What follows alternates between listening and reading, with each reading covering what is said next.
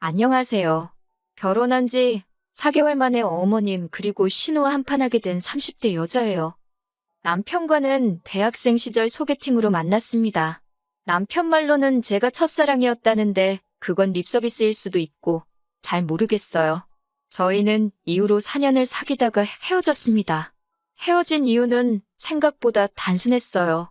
남편이 군대에 다녀오는 것까지 기다렸었는데 저녁 이후로 친구들하고 노는 데 빠져서 저한테 소홀해지더라고요. 저는 저대로 바로 취업을 하면서 사회생활을 시작했고 상황이 그렇다 보니 자연스럽게 헤어졌네요. 그러다 다시 만나게 된 건 둘 다 30이 넘어서입니다. 남편은 어느새 건설회사에 다니는 건실한 어른이 되어 있었고 저 역시 공기업으로 이직을 하면서 안정적인 생활을 꾸려나가고 있었지요. 남편이나 저나 생활이 어느 정도 자리를 잡은 상태에서 만나니 사귀던 시절에 좋았던 일들만 생각나고 그래서 더 빨리 또 다시 서로에게 빠져들었던 것 같아요. 이후로 8개월의 짧은 연애를 하고 결혼을 약속하게 되었지요. 서로 조건 같은 건 비슷해서 사실 결혼하는 과정에 있어서는 별 문제가 없었어요. 양가 부모님 모두 사위감이자 며느리감인 저희를 마음에 들어하셨고 크게 요구하시는 것도 없었습니다. 다만 딱 한 번 예단 이야기가 나왔을 때 하마터면 서로 얼굴을 붉힐 뻔하긴 했어요. 사실 남편 집안이 어려운 건 아니지만 저희 친정에 비하면 여유가 있는 편은 아니었거든요. 더 구체적으로 말하자면 남편과 처음 하는 연애도 아니었으니 결혼 이야기가 나온 이후로는 현실적인 이야기를 많이 했습니다.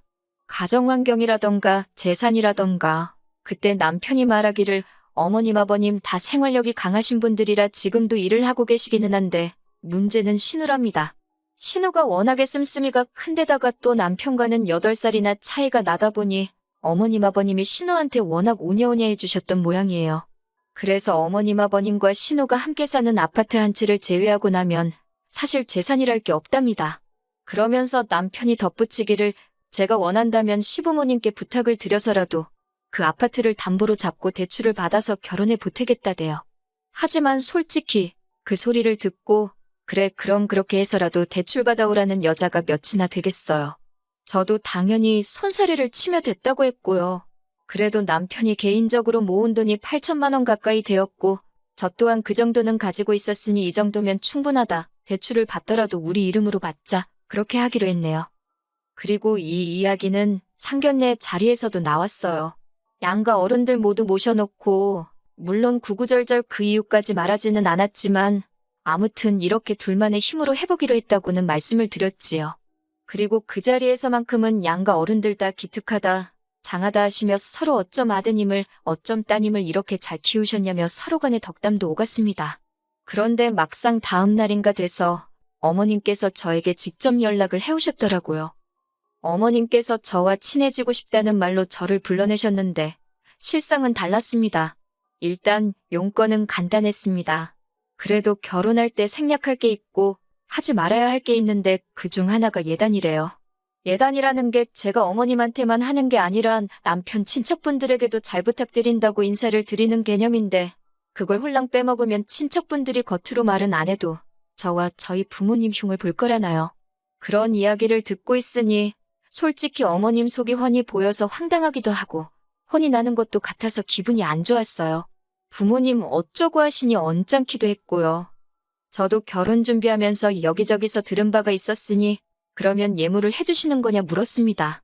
예물이 나중에 살다 힘들어지면 팔아서 살림에 보태라는 뜻이라니까 이것도 해주시면 좋을 것 같다고 했지요. 그리고 패백은 남편 쪽 어른들이 용돈을 주신다던데 이것도 해야겠다고 덧붙였네요. 그랬더니 어머님께서 저를 빤히 보시더니 한동안 아무 말씀도 안 하시대요. 그리고는 그렇게 치면 빼먹을 게 하나도 없다면서 그냥 당신 말은 못 들은 거로 하랍니다. 하지만 그때 어머님 표정이 꽤나 불편하고 당황하신 게 솔직히 제가 이렇게 나올 줄 모르셨던 것 같아요.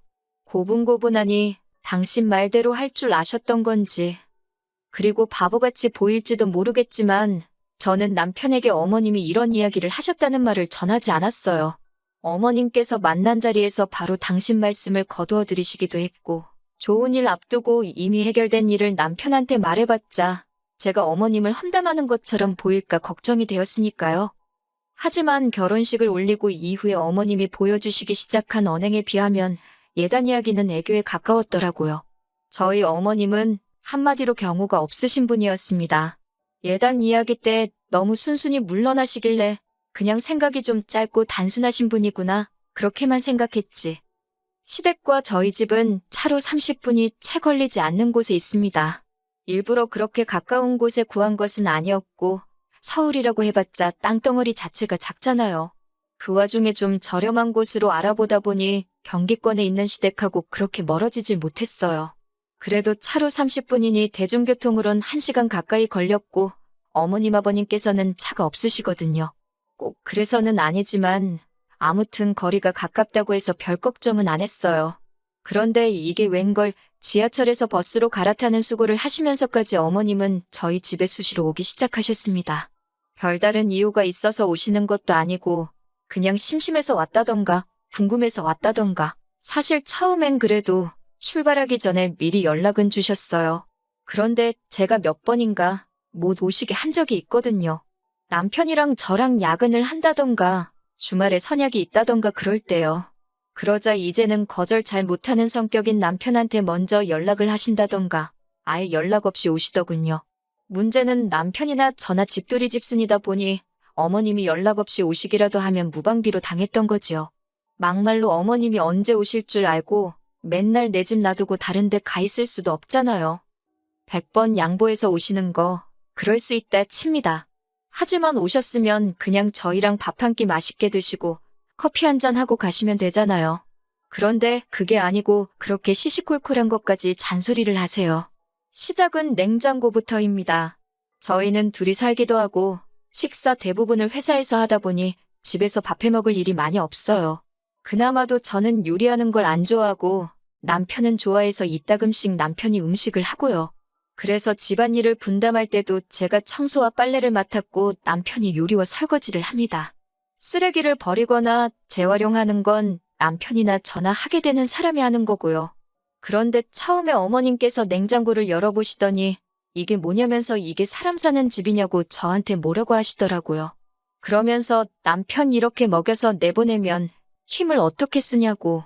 그때는 정말 결혼한 지 한 달도 안 됐을 때라서 뭐라고 반박도 못하고 그냥 죄송하다 했는데 생각할수록 억울하더라고요. 그래서 이후로 비슷한 잔소리를 3-4번 들었을 땐 남편더러 이리 와서 설명 좀 하라고 했어요. 그러자 남편이 어머님더러 뭐 이런 걸 다 확인하냐면서 바빠서 그런 거니까 신경 쓰지 말라고 딱 자르더라고요.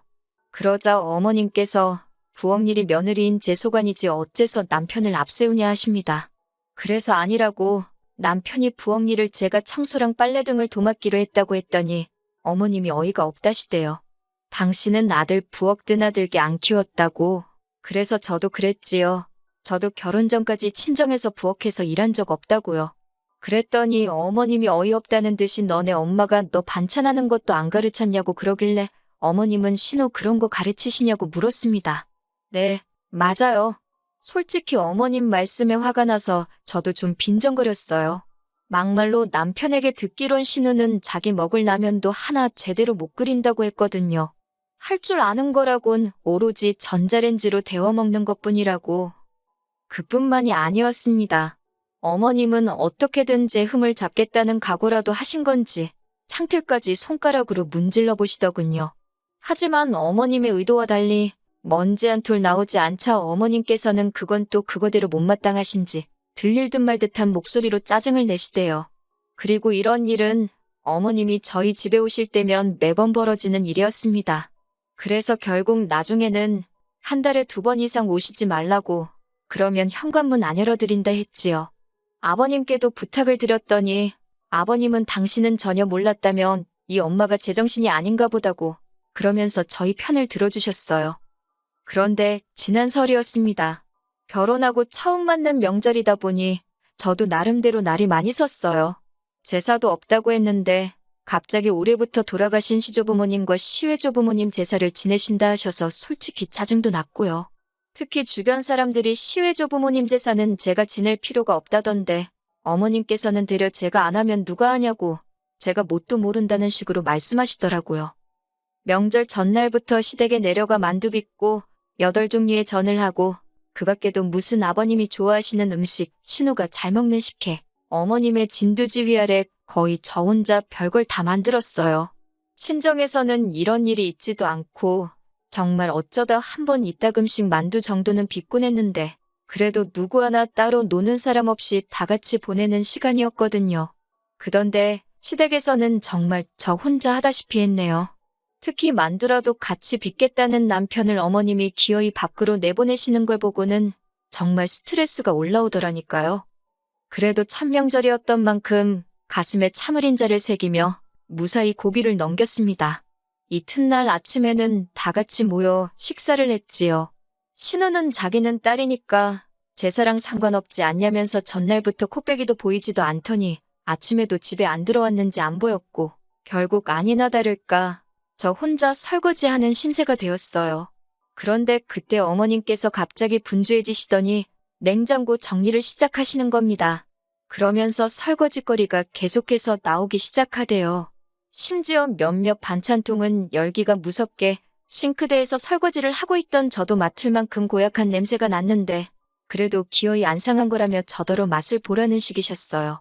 당연히 맛은 안 봤고 견디다 못한 제가 큰 소리로 남편을 불렀습니다. 남편더러 와서 이 음식 썩었나 좀 먹어보라고요.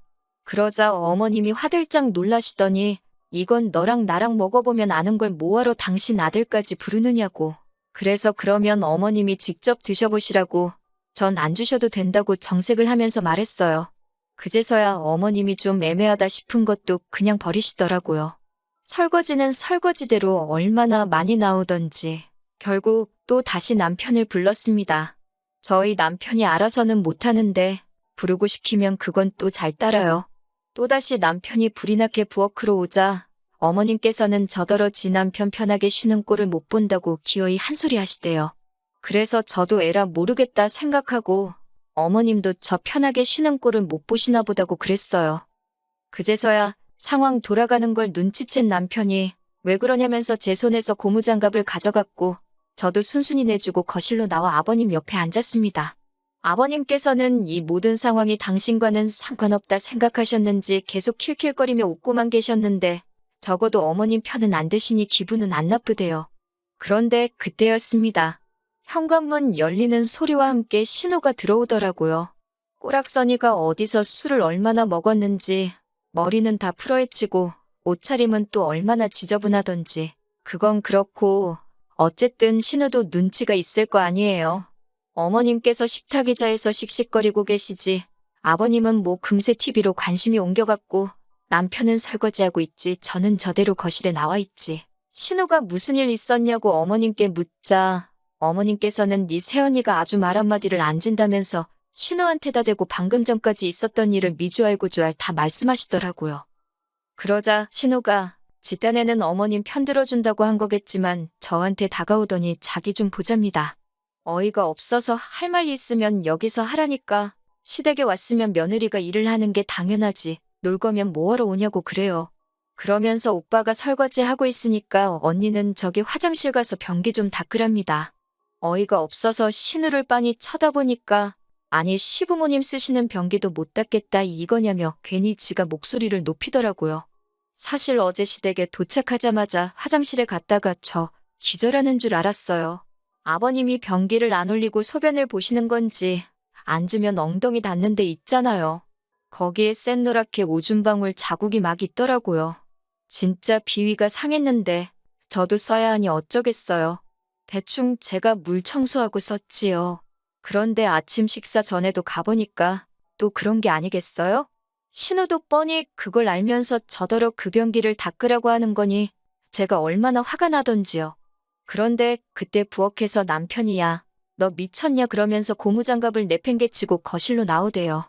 어머님도 그런 남편에게 놀라셨는지 너 왜 동생한테 그러냐고 소리를 치시고 그런데 남편이 신우더러 네가 뭔데 새언니더러 변기를 닦아라 말하냐면서 네가 싸는 변기는 네가 치우라고 뭐라고 하더라고요. 그제서야 아버님께서도 남편더러 그래도 그렇지 부모 앞에서 큰 소리를 내느냐고 한마디 하셨는데 그러자 남편이 정말 자기 창피하게 왜 그러냐면서 왜들 이렇게 경우가 없냐고. 그리고 결국 결론부터 말씀드리자면 그날 아주 집이 뒤집어졌습니다. 어머님과 아버님 두 분 다 세 사람 하나 들어오자마자 아들놈이 부모한테 대든다고 기함을 하셨고 신우는 신우대로 오빠가 여자한테 미쳐서 가족도 못 알아본다고 악을 써댔거든요. 저는 솔직히 너무 억울하고 동시에 남편한테 미안하기도 하고 어머님 아버님이 이해가 안 되고 결혼한 지 4개월 만에 이런 일이 생길 거라고 누가 상상이나 했겠어요? 결국 저희는 난장판이 된 시댁을 뒤로하고 친정으로 향했습니다. 무슨 일이 있었는지 짐작도 못하셨던 그리고 모르셨던 친정부모님께선 명절 당일에 올 거라곤 기대도 안 하셨다며 너무 좋아하시더라고요. 친정아버지께서 소고기 사주신다고 나가자 하셔서 그 길로 바로 고깃집 가서 배 터지게 먹었고 이후로 친정부모님과 함께 윷놀이하며 시간을 보냈어요. 남편이 속이 많이 상했을 텐데 하나도 티내지 않고 친정부모님한테 살갑게 굴면서 시간을 보내더라고요. 그 모습을 보고 있으니 내가 시댁에서 좀 참을 걸 그랬나 싶고 그래서 그날 밤 자려고 누워서 남편에게 미안하다 했어요. 내가 너무 유난을 떨었나 보다고 그냥 좀 참고 어머님 기분에 맞춰드릴 걸. 그러자 남편이 대번에 하는 말이 그건 아니랍니다. 장인 장모님은 절대 선을 넘는 법이 없으신데 어머님이나 신우는 도를 지나쳐도 한참을 지나쳤다면서 그러면서 앞으로도 혹시나 자기 가족들이 저에게 실수를 하면 무조건 자기한테 이야기하랍니다. 자기는 무조건 제 편이라면서요. 누가 그러더라고요. 아무리 시댁에서 누가 뭐라고 짓거려도 남편 하나만 단단히 붙들고 살면 무서울 거 하나 없다고. 그런데 정말 그 말이 맞는 것 같아요. 무조건 제 편일 거란 남편 말 한마디에도 크게 의지가 되고 힘이 나더라니까요. 앞으로 살다 보면 또 어이없이 당하고 황당한 소리도 듣고 그러겠지요? 그렇지만 지금처럼만 남편이 마음 변치 않고 제 곁에 있어준다면 무서울 건 하나도 없을 것 같아요.